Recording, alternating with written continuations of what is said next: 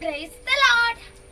എല്ലാ കൂട്ടുകാർക്കും പ്രൈസ് ടോക്സിലേക്ക് സ്വാഗതം. കൂട്ടുകാർക്ക് എല്ലാവർക്കും കഥകൾ കേൾക്കാൻ ഇഷ്ടമല്ലേ?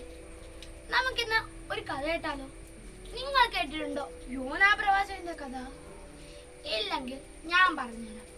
ഈ കഥയുടെ പേരാണ് യോനാ പ്രവാചകനും വലിയ മത്സ്യം. എന്താണ് യോനാ പ്രവാചകനും വലിയ മത്സ്യം?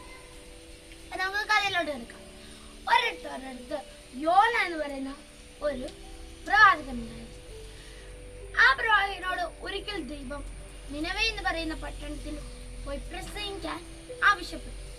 എന്നാൽ ആ പട്ടണത്തിലെ ജനങ്ങൾ ദുഷ്ടരായതുകൊണ്ട് യോന പ്രവാചകൻ തർശീശിലേക്ക് കപ്പൽ കയറി.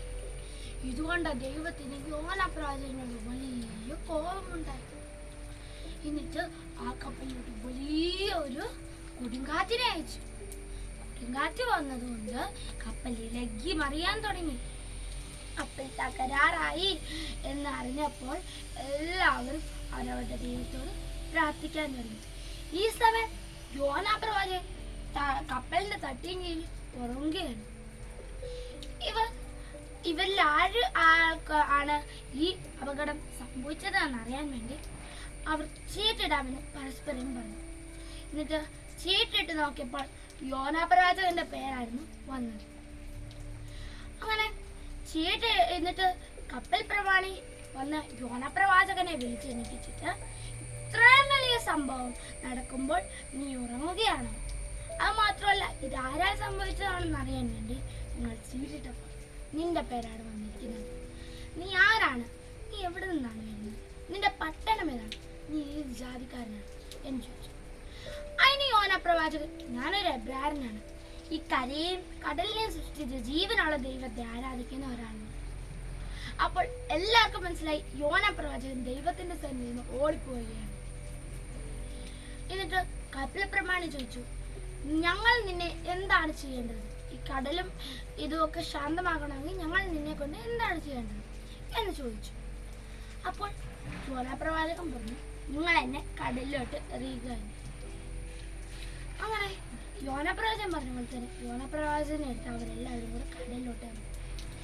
അപ്പൊ ദാണ്ട അടക്കണം, ദൈവം പറഞ്ഞു വിട്ട ഒരു വലിയ മത്സ്യം യോനാ പ്രവാചകൻ വിഴുങ്ങാൻ കാത്തിരിക്കുകയാണ്. യോനാ പ്രവാചകൻ വീണ തക്കം നോക്കി ആ മത്സ്യം വന്ന് യോനാ പ്രവാചകനെ വിഴുങ്ങിക്കളഞ്ഞു. 3 പകലും 3 രാത്രിയും ആ വലിയ മത്സ്യത്തിന്റെ ഉദരത്തിൽ കഴിയായിരുന്നു യോനാ പ്രവാചകൻ. ആ 3 രാത്രി 3 പകലും യോനാ പ്രവാചകൻ ദൈവത്തോട് പ്രാർത്ഥിക്കുവാനും നിലവിളിക്കുവാനും തുടങ്ങി. ദൈവം യോനാ പ്രവാചകന്റെ പ്രാർത്ഥന കേട്ട് ആ വലിയ മത്സ്യത്തോട് യോനാ പ്രവാചകനെ നിനിവേയിൽ കൊണ്ട് ഛർദ്ദിച്ചിടുവാൻ പറഞ്ഞു. ദൈവത്തിന്റെ കൽപ്പന പോലെ തന്നെ ആ വലിയ മത്സ്യം വന്ന് യോനാ പ്രവാചകനെ നിനിവേയിലോട്ട് ഛർദ്ദിച്ചിട്ടു.